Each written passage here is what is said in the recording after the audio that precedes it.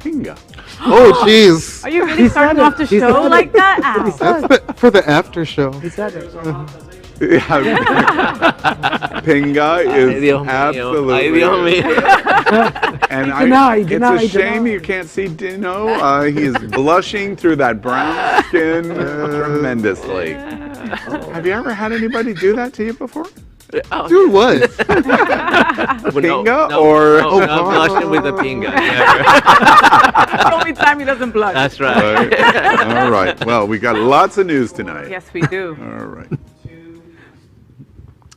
Welcome to Queer News Tonight, the world's first and only LGBTQ plus daily evening news. It's time to queer up the news. It's 8 p.m. Monday, July 19th, and we are literally out of the closet and into the headlines. So many of your important stories we're going to tell this evening on Queer News Tonight. This is the world's first live daily LGBTQ plus evening news show. Literally out of the closet and into the headlines on Queer News Tonight with Al Ferguson. Hello and thank you for joining Queer News Tonight. This is the world's first and only unedited live LGBTQ plus evening news show. Whatever happens, you will see it. Queer News Tonight is supported by viewers like you. We are part of the Happening Out television network, Hotspots Magazine, and We Meg Events. Hotspots is celebrating 35 years of the LGBTQ plus experience. Merged, we bring you the best of LGBTQ plus news, entertainment, and support of our LGBTQ plus community. This evening, we bring you the news of and a perspective representing the LGBTQ plus community from South Florida, America, and across our planet. I'm your anchor at Queer News Tonight, Al Ferguson. Let's welcome anchor FayWhat.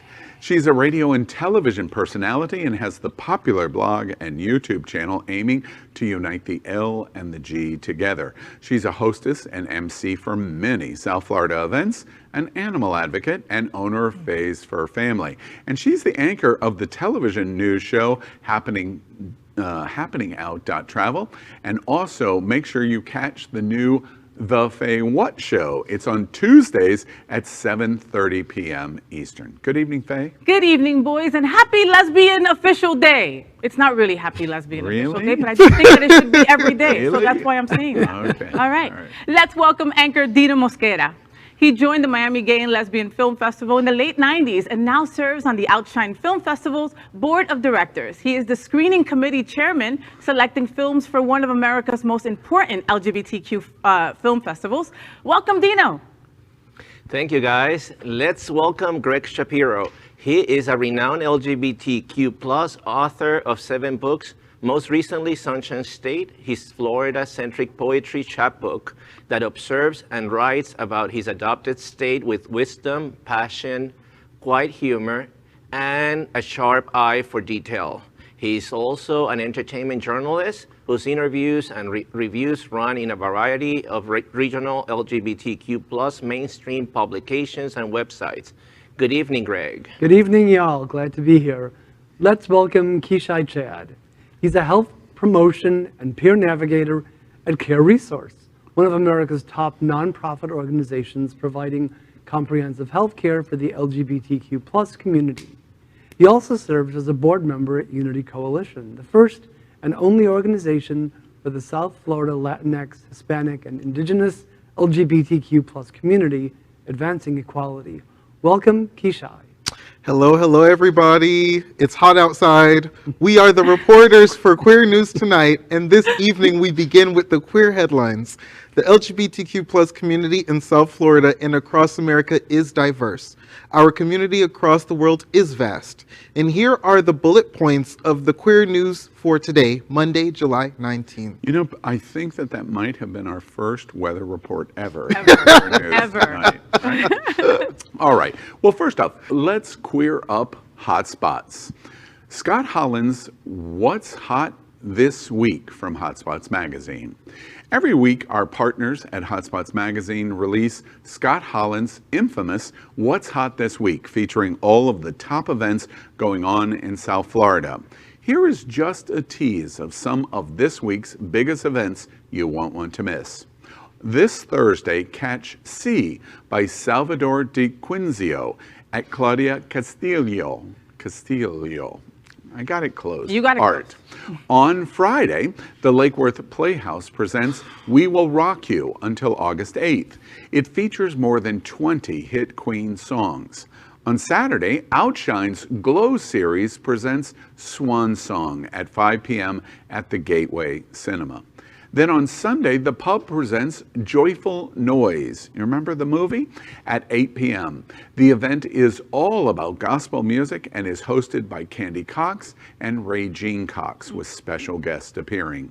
Make sure to pick up the newest issues of Hotspots magazine on stands this Thursday for complete information on these and many more events that you won't want to miss throughout South Florida. I love Scott. I do. And I love the fact that he chooses all kinds of different events to go to. There's something for everyone in this list, and this is just a small little taste of everything that's in Hotspots this week. You can't miss Swan Song. It's a great movie. Song. Better One of my promote. top 5 movies of the year. The Outshine Film The Outshine Festival. Film Promote, Festival, honey. And I love the Gateway. I love the Right. Gateway. What a great Is place. that, in terms of your responsibility at Outshine, was that one of your selections from your Actually, committee? we screened that from Miami, and it's going to be on the Fort Lauderdale one because of timing. Excellent. So And remind us, when is the Fort Lauderdale Festival? October 14th to the 24th at the Gateway here in Fort Lauderdale. So An in-person film That's right. festival. Yes, that's exciting. and the opening is going to be, I believe, at the IMAX here in Fort Lauderdale very at the nice, Solas. very All nice. right. You know, one thing that is excellent about this merged relationship is we're able to talk about many of the events that go on in a digital fashion. We can put voice and motion image to it. When I pick up Hotspots magazine, it's always the first thing that I read in the magazine is Scott Holland's column on what's hot, because I know, get me right to it, and he certainly does. So it's great. Thank you, Scott. Next, let's queer up business. Serious violent incident. Apologies after anti-trans book mailed to 750 stores. The American Booksellers Association has apologized for an inexcusable error that saw an extreme anti-trans book mailed to 750 stores on International Non-Binary Peoples Day. The national organization came under fire after it sent members a copy of Irreversible Damage, The Transgender Craze Seducing Our Daughters, a controversial title written by the anti-trans journalist Abigail Schreier, who helped proliferate the debunked concept of rapid onset gender dysphoria. The book describes trans identity as a, quote, a peer contagion among teen girls, perpetuating the idea that being transgender is inherently harmful to youth and something to be cured. It feels deliberate in a way, or just a huge fail. I mean, I don't know how I can give someone the benefit of the doubt and when something like that happens. And considering the number of people, LGBTQ people, who are working in the bookseller industry, that is just, it is the worst faux pas. Well, and that's what I read. I read a bookstore owner that is trans herself saying that I couldn't wait for this big white box to come with the new books, and I was all excited about it. And then when I opened that up, The first like one. her heart was broken The with that. first Like, book she and on read. that day, Yeah. on a celebratory day in our community. I don't buy that mistake. I'm Really? sorry. You know, if you're at a Fortune 500 company, the proverbial someone was let go over a mistake like this. No doubt. And I suspect that is the end result. One of the things, besides this horrific mistake, and corrected, and that's one of the reasons why this media outlet and media outlets all over the country is reporting this as news, to kind of burst the hot air out of the balloon of this book author.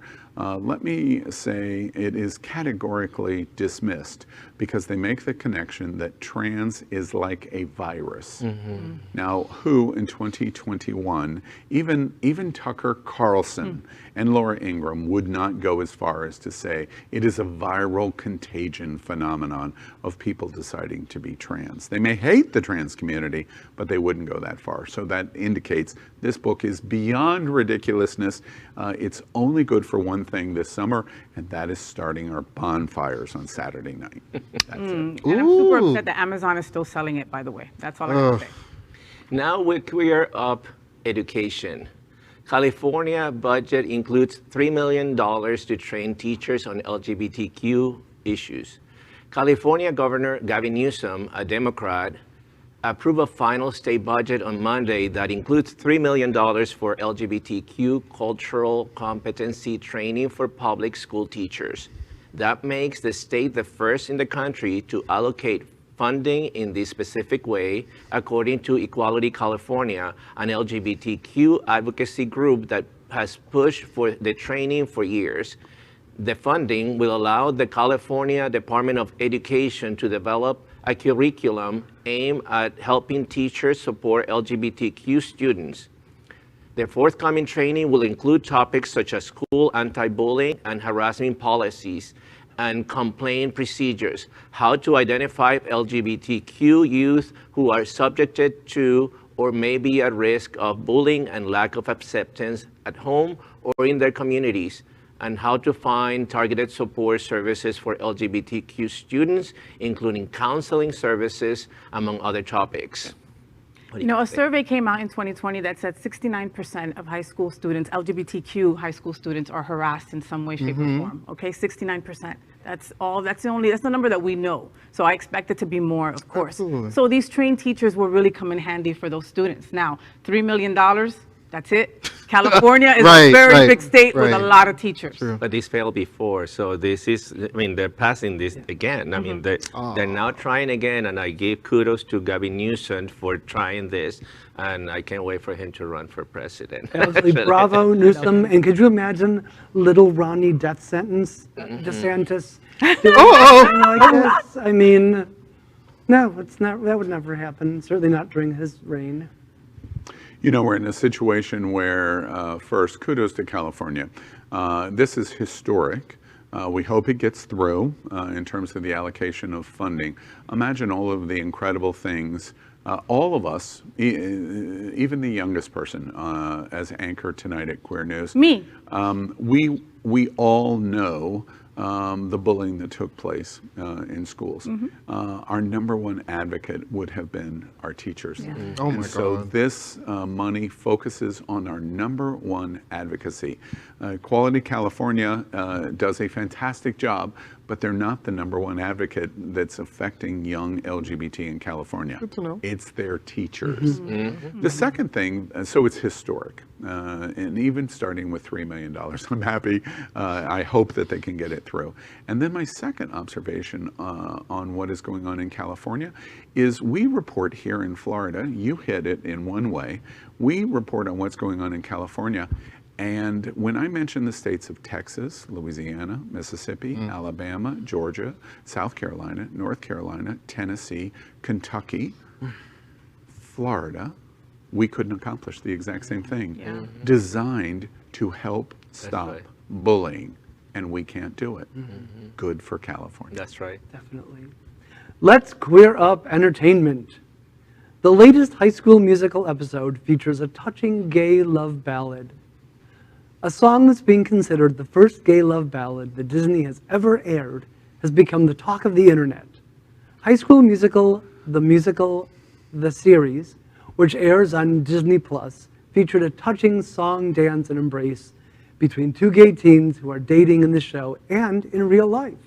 Carlos, the character played by Frankie A. Rodriguez, sings a heartfelt song in a heartbeat to his classmate boyfriend Seb, played by Joe Serafini, after the two characters argued throughout the show's latest episode. I'm okay with this, you know, because for years and forever we've heard straight people in their cheesy love songs. I think it's time that queer people also get in on the cheesiness too. Why not?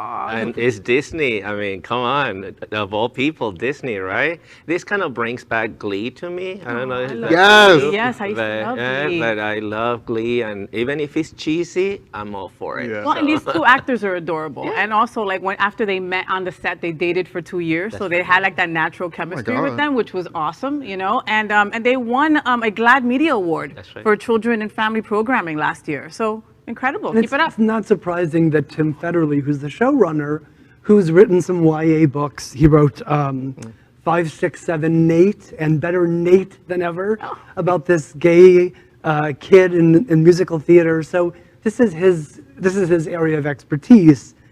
But High School Musical, the series, that's a lot. Let's go with like Tangled or Frozen, those good one-word titles. I just want to point out to all of you, starting with Kishi, that talks about the cheese and the cheesy. Let me point out that an entire industry has been built on it, and it is called the Hallmark Channel or the Lifetime Channel. So there is an audience for it. Yes. A lot of both of those channels money. are gay and A lot of money. LGBTQ. And the second thing is, when I saw the news of this, I haven't watched 1 second of High School Musical, the series. But one thing that I thought when I first read it is, gosh, what a fantasy it would be to play 24 hours of that, strapping Tucker Carlson and Laura Ingraham down and making them watch it. Wouldn't that be awesome? Like in a Clockwork Orange or Okay. It would be awesome. All right. Well, we're going to finish tonight's Queer News headlines with what we call LGBTQ flash news. And Kishi, you're going to kick us off. Yes, LGBTQ flash news. She just found her boyfriend on Grindr. What's a girl to do? A woman with a longtime boyfriend has appealed to sex and advice columnist Dear Ashley, real name Ashley Cobb, with the delicate question. If her boyfriend is on Grindr, how should she react?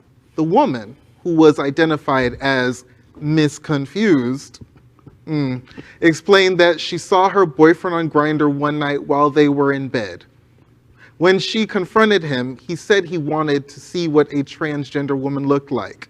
Ashley explained that the boyfriend was being dishonest in the relationship, but that was likely due to his being insecure in his sexuality. She suggested that Miss Confused confront her boyfriend, but with kindness, and suggested that if she cared about him, she should be prepared to be honest with herself about if she were ready to have a possibly bisexual boyfriend. Okay, does anyone else think he wanted to be caught? He's laying in bed next to his girlfriend and he's looking at Grindr. That's a fetish, getting caught. So, yeah, sure. Then answers the question, yes. Girl, he's not into you. You don't have a penis. Lucy, you got some explaining. Explaining to do. It's an interesting story. I can't wait. We've reached out a couple of times to involve Grindr in a lot of our news content because in 21 we've reported on Grindr quite a bit. They've expanded their presence outside of the traditional hookup app. Thank the Lord. This story is an example of it, of how it makes news. One of the things that I will just say is I'm trying to be more accepting in the broad thinking of relationships, which is what this story gets to. And I highly recommend, especially for you, by the way, we did a report last week on Sex Lives on Netflix. Yes. If you haven't watched yet, you must watch. Then go back to this story and then make a comparison. Episode 2, 14 minutes in. I'll just leave it at Oh, that. Okay? yes. Not that I've seen it about Wow. 100 times Oh, already my and God. recorded myself watching it also. All right. The lesbian at the table does that, not the gay guy. But I just have to say one more thing. I do think that bisexual men are often left out of many conversations. And that would be, this story is really layered, but it would be interesting to see more conversations around women who are straight but dating bisexual. Please let me make the connection here, by the way, to you doing this, because we really do, and Faye's chomping to get on to the next story. But we've reported this year in the surveys of our community, LGBTQ, more than 50% of our LGBTQ community, regardless of category, identifies as bisexual. It is not gay men. It is not lesbian women. Ooh, Your point is yes. true. That was the longest sentence ever, guys. All right. LGBTQ plus flash news. Yes, Daddy, and 9 other wonderful queer books to enjoy at the beach this summer.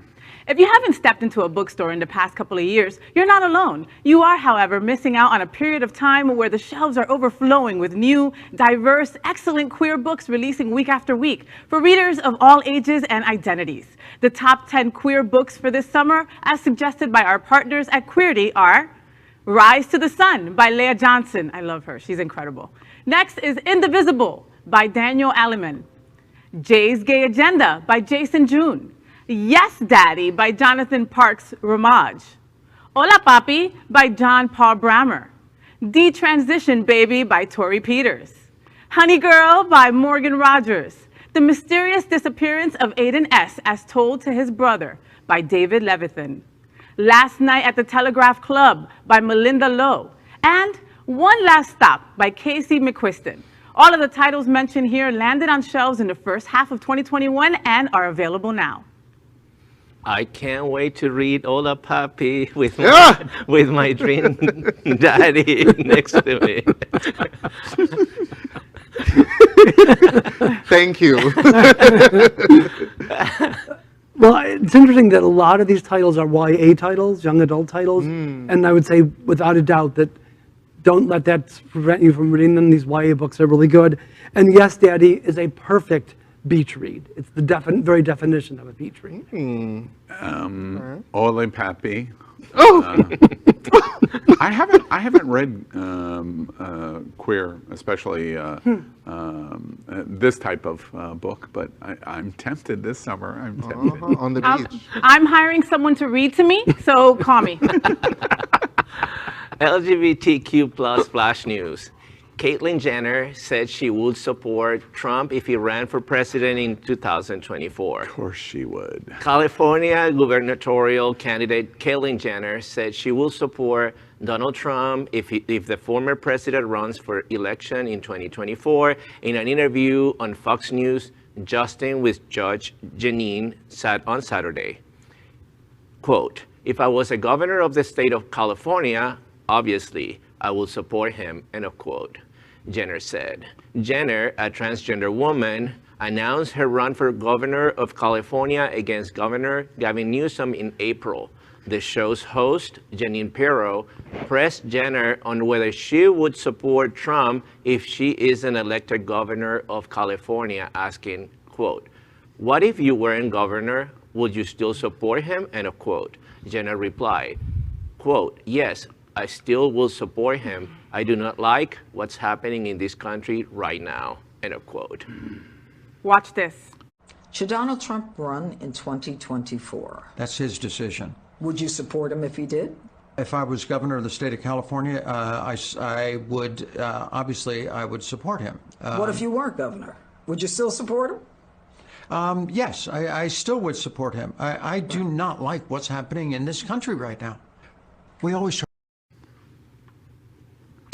To quote Rose McGowan, imagine how tired we are.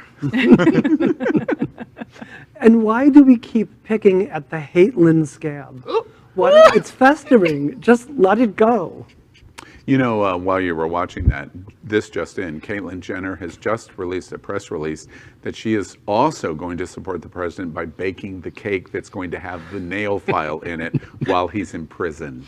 Ooh. And for this reason, girl, we will continue to not support you. Who allowed her into our club? We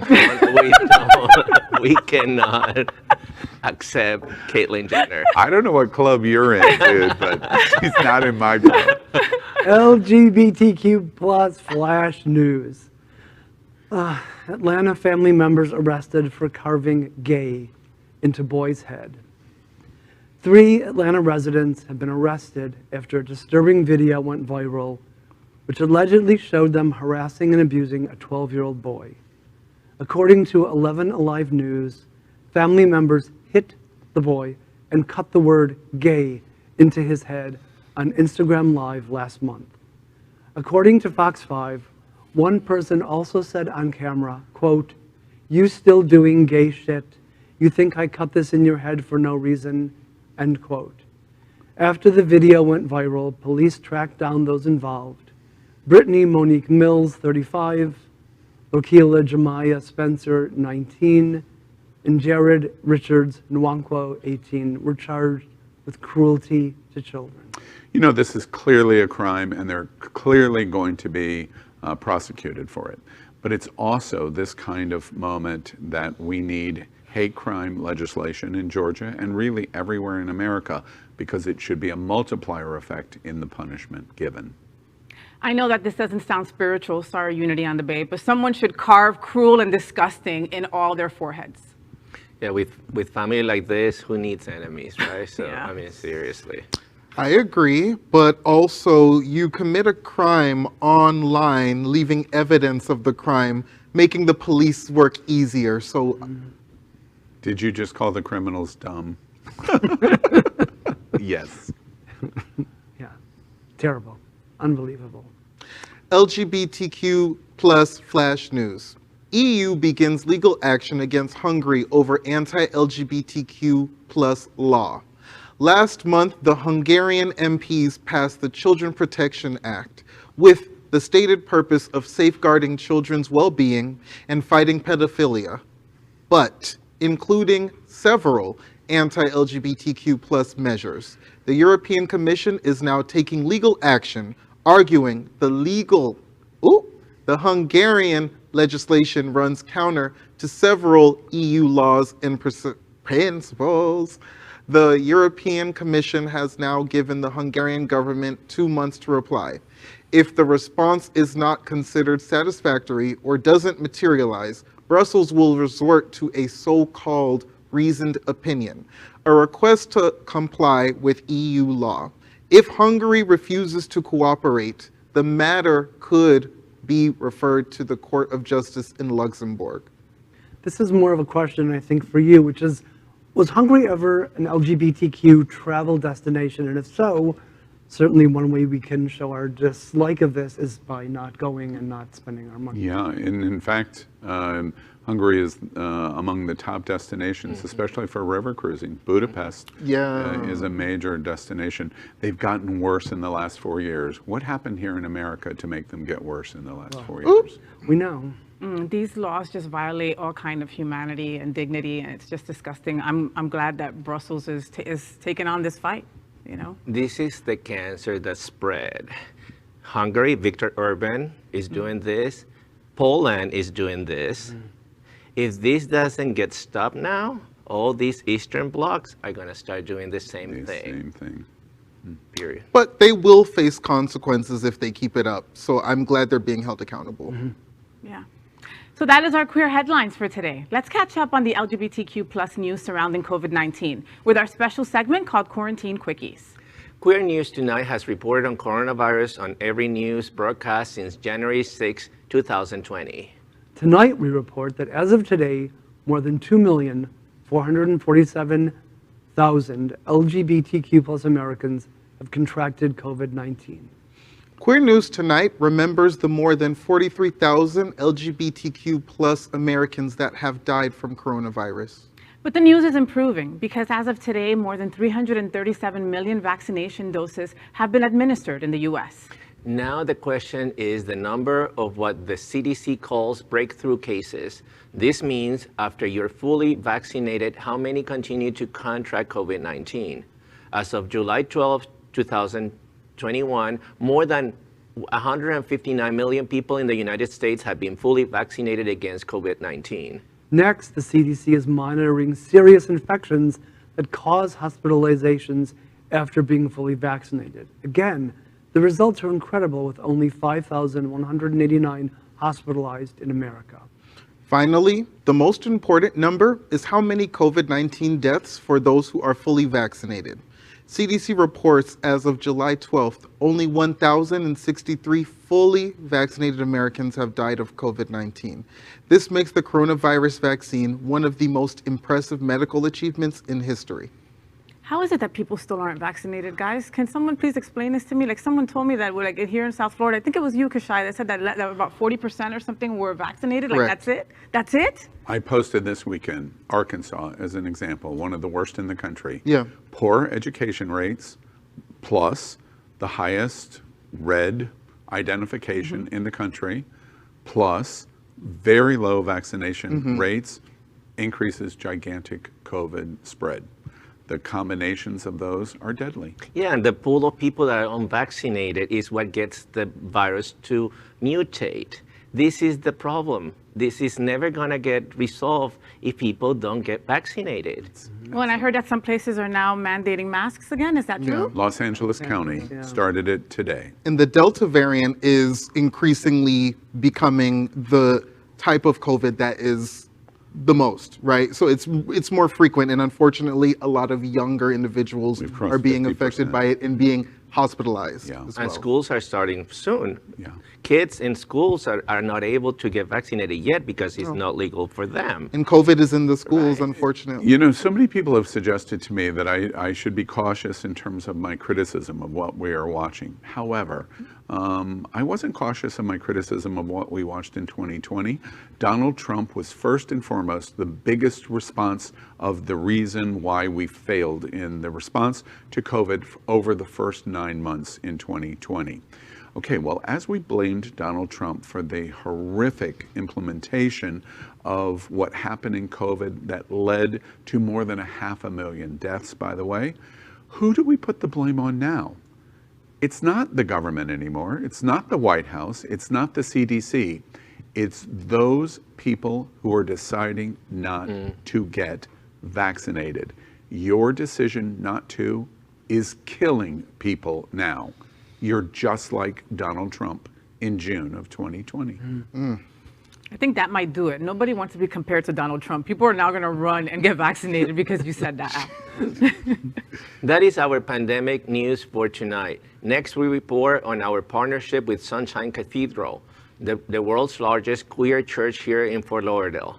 We are broadcasting from our permanent set here at Sunshine in supporting that partnership. Happening Out Television Network broadcasts the largest LGBTQ+ religious live broadcast in the world, as more than 30,000 watch every Sunday at 10:30 a.m. Eastern. Watch this.